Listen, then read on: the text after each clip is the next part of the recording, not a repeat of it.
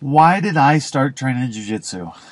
Well, quite a few years ago, I was a wrestler in college, and I got kicked off the team because of grades. I was being a bonehead young kid, first year of college, and ended up getting kicked off the team because of my grades.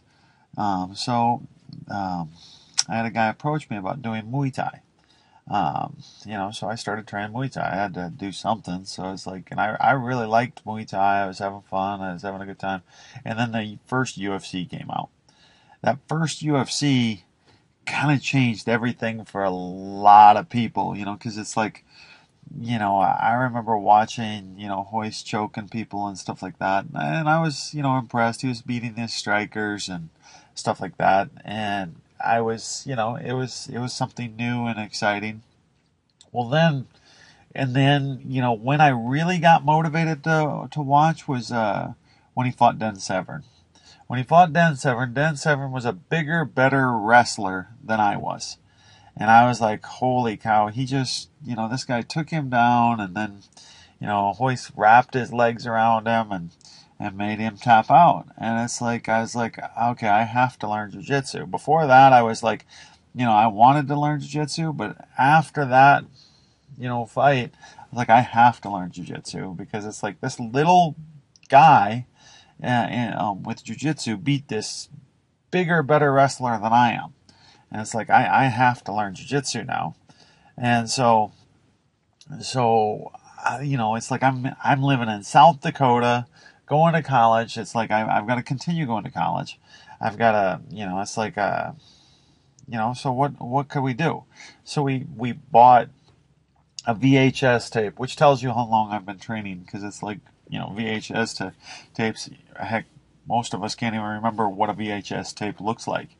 And so I sent off for a VHS tape, with Renzo Gracie, Craig Kukuk's instructional video, because it was supposedly better at the time than what what Rorion Gracie was putting out. They said that they really weren't teaching that much, and Renzo did a better job. So it's like I was learning Renzo Jiu-Jitsu, off of videotape. And it's like I had a few wrestler buddies, and we would drill the moves, and then we'd beat each other. It's like, but I was rough and stuff like that.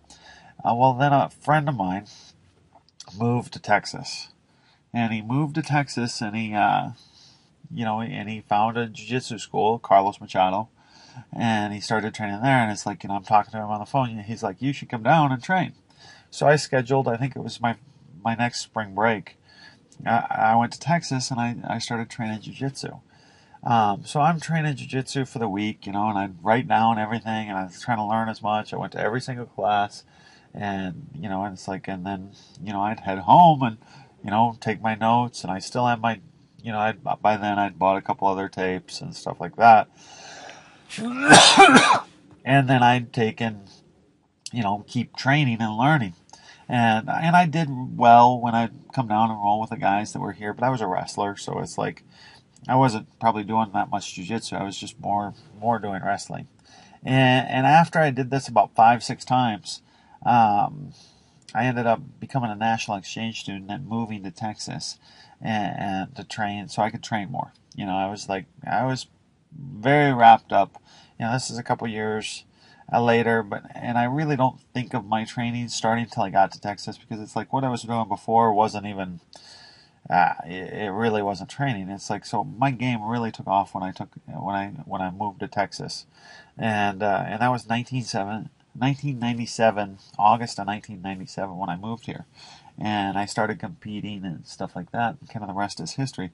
But that's how I got involved in training Brazilian Jiu-Jitsu, and then everything else after that happened after that is kind of history. And it's like I ended up fighting in 1998, and I ended up going to Abu Dhabi in 1999, and or 2000 and 2001. I did Abu Dhabi, went in the national qualifiers. I went to Brazil in 1998. I went to Brazil in 2000, and then eventually fought in the UFC. So it's like that's how I got started in Brazilian Jiu-Jitsu.